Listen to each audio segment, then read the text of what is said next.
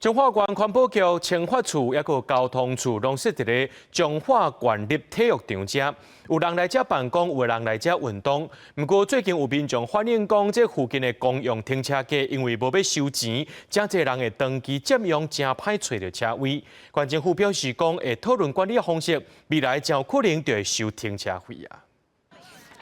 彰化体育场内有学生囡仔在跳绳啊，有民众驶车来准备要运动，但是体育场外口的公用停车场因为是免费的，附近大学的学生、居民会驶来遮停车，一个停就是几工。官府表示，未来停车可能会收钱，有民众认为合理，有人表示会影响来运动的意愿。毕竟是公共地方啦，那其实洽公的民众啊，我们有时候真的是会找不到停车位。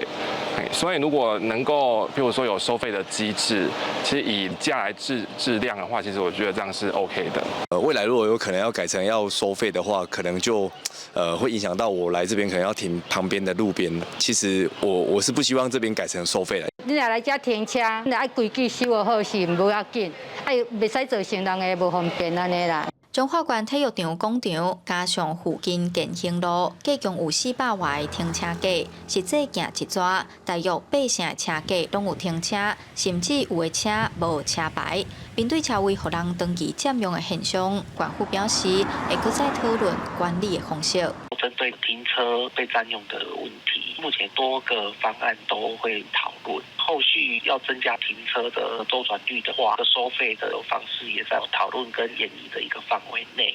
县府表示，目前长时间占用车位会成宣导考卷，超过1礼拜拢无刷车的车辆会请警察处理，维护民众停车的权益。未来嘛，无排除会改停车收钱来提悬车位的周转率。记者杨淑晴，彰化报道。